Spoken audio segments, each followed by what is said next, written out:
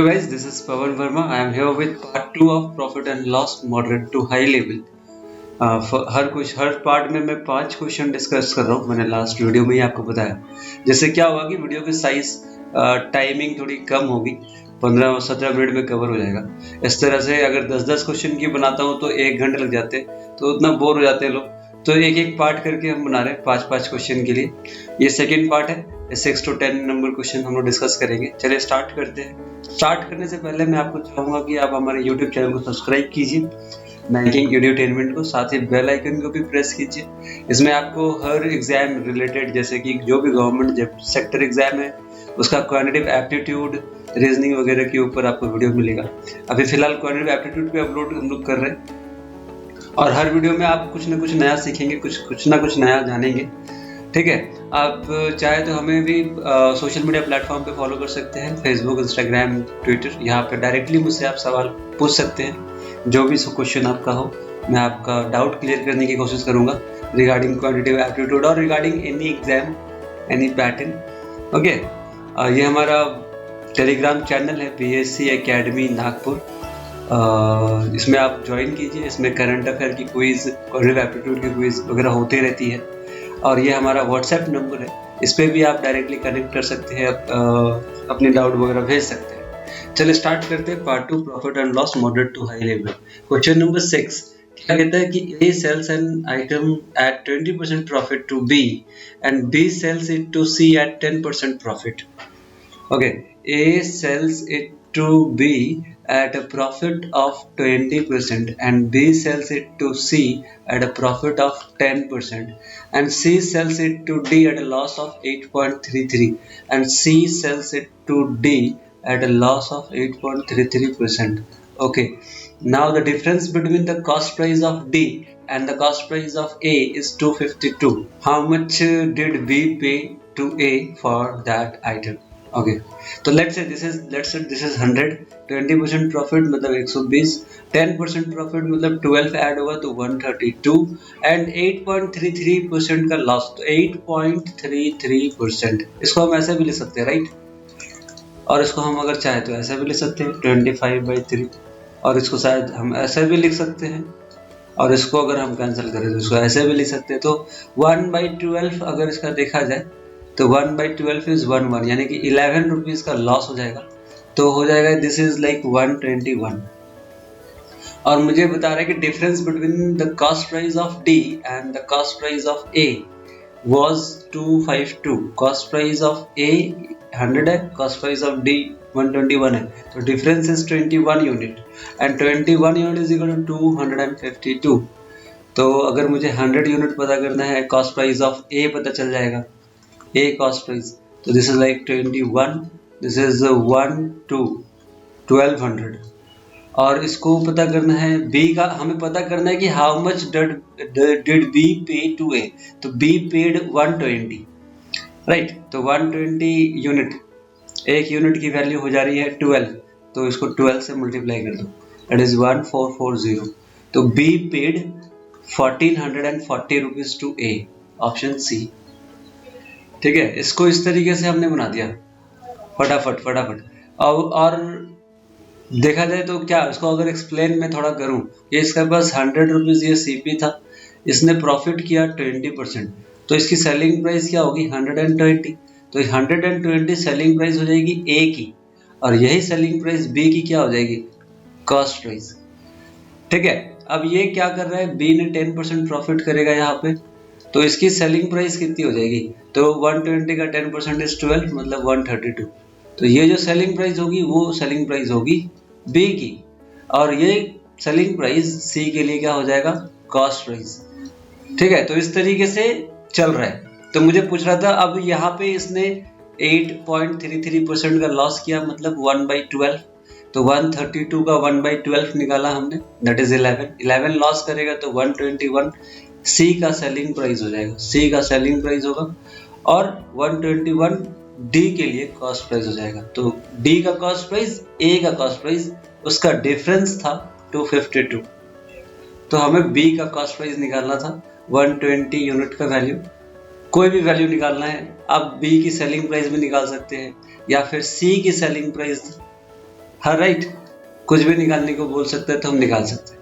तो ये हो गया हमारा क्वेश्चन नंबर 6। क्वेश्चन नंबर 7 पे आते हैं। कहते हैं नमन bought a bike for ₹18,000. Okay, he spent 20% of the amount that he had paid for buying it for its repairing. Okay, 20% he spends more on repairing, and he then sold the bike to Charu and earned a profit of 25%. Then find the amount paid by Charu to Naman. Okay, he bought a bike for 18,000. Cost price was 18,000, and he spent 20% extra, right? So 20%, this is like 10% is 1800, 20% is 3600. 3600 add करेंगे तो 21,600 is the total cost price for Naman. ठीक है, अब कह रहे हैं कि he then sold to Charu at a profit of 25%. Find the amount paid by Charu to Naman. यानी कि इसी की 125% आपको निकाल देनी है कि 25% प्रॉफिट कर रहा है, राइट? तो find selling price or find cost price of Charu is same, 125 by 100. This is like 5 by 4. 4 से कैंसिल करें तो this is 5400. 5400 into 5, it is 25,000 and 2,000, 27,000. Answer is 27,000. Option D. Easy question था, कुछ भी नहीं चाहिए। मॉडरेट लेवल में भी काउंट नहीं करेंगे इसको, ठीक है। क्वेश्चन नंबर 8 क्या कहता है कि manufacturer undertakes to supply 2000 pieces of a particular component at ₹25 per piece.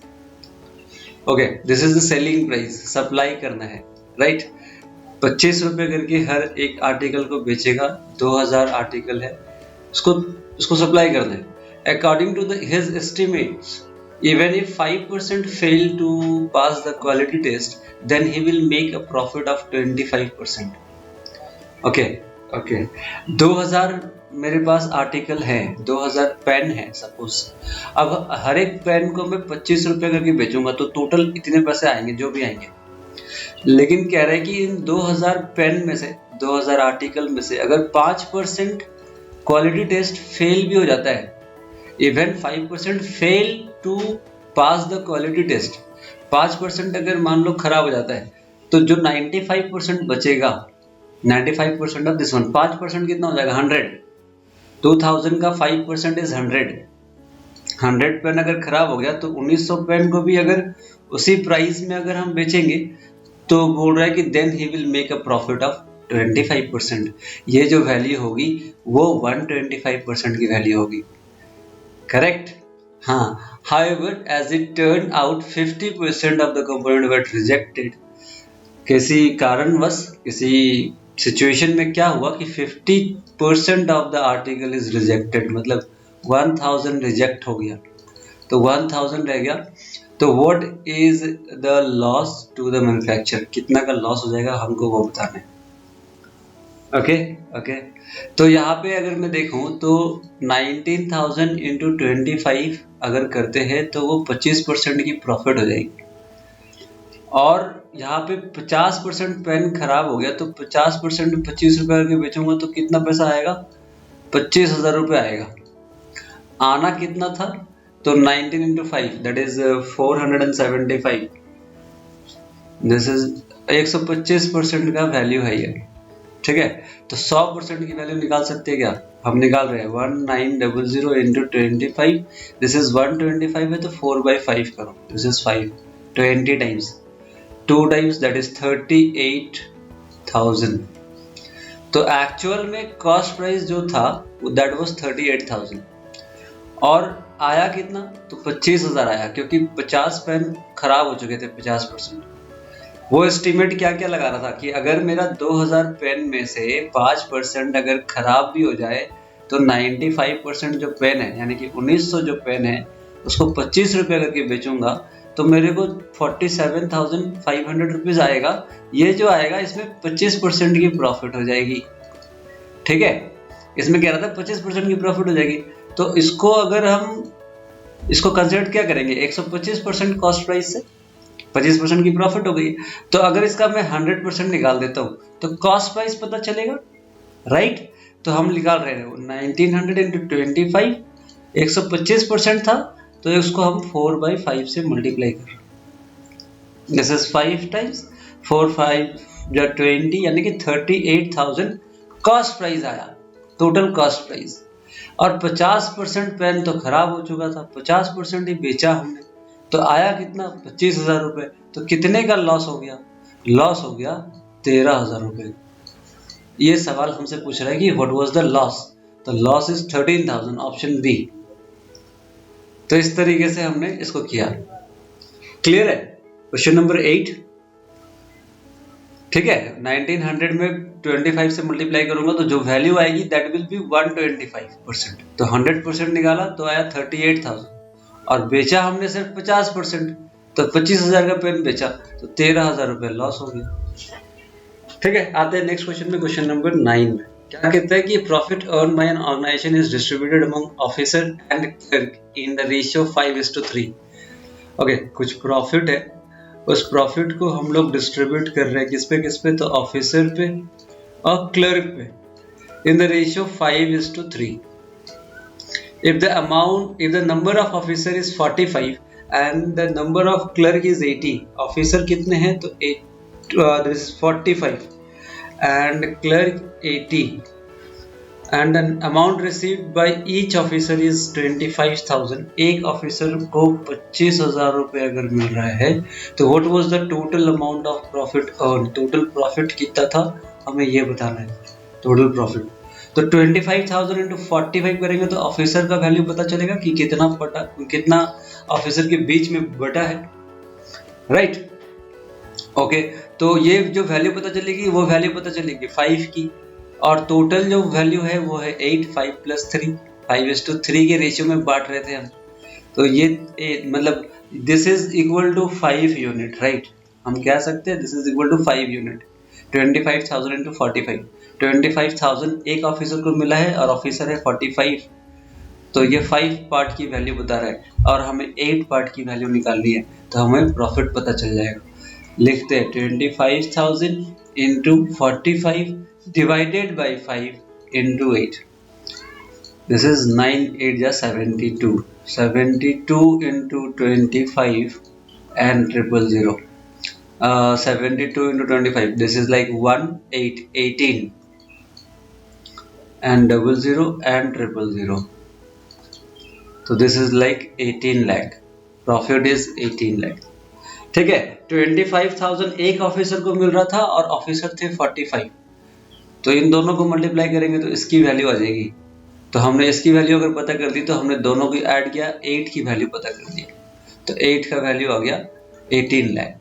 18 lakh is your total profit. Easy question था ये। क्वेश्चन नंबर 10, क्वेश्चन नंबर 10 क्या कहता है? Gopal bought a laptop for rupees 48,900. He marked up the price of the laptop 60% above the cost price and sold to Radha at 35% discount.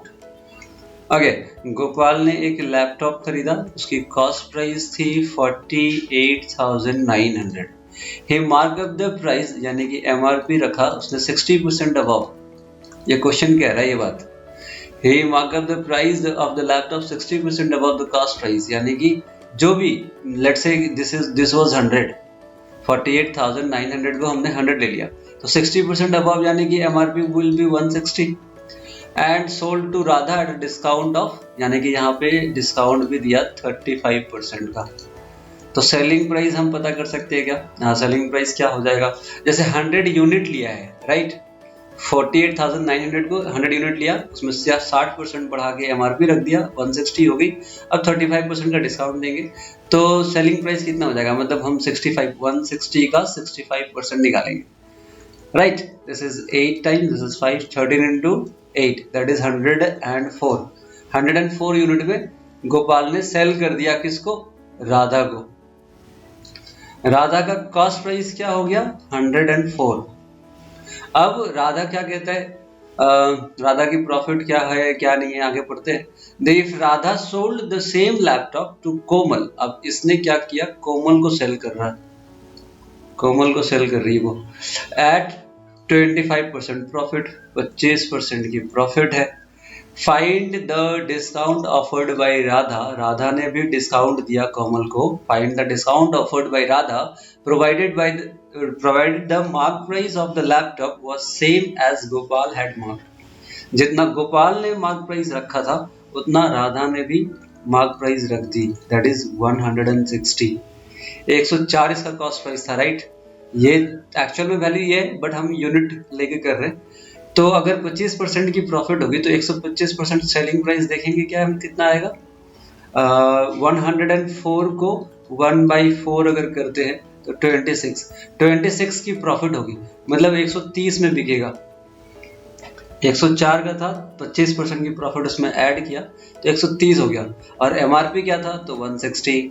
MRP marked of the laptop was same as Gopal had mark, तो यहाँ पर discount हो गया 30 का, तो discount हो गया 30 का।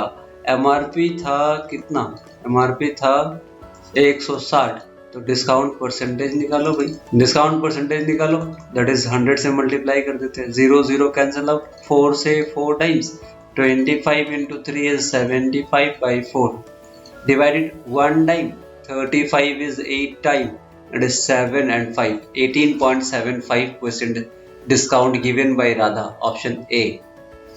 तो कितना राधा ने डिस्काउंट दिया तो 18.75। नेक्स्ट क्वेश्चन को देखते हैं। ओके, 5 क्वेश्चन हो गया, ठीक है। कैसा लगा आपको ये वीडियो, कैसा लगा आपको क्वेश्चन, आप बताएं, आपको समझ में आया कि नहीं आया, वो भी कमेंट करके बताएं। Thank you for watching. हमारे यूट्यूब चैनल को सब्सक्राइब कीजिए, लाइक कीजिए, शेयर कीजिए वीडियो को। मिलते हैं हम लोग नेक्स्ट वीडियो में पार्ट 3 के साथ, profit and loss moderate to hard level.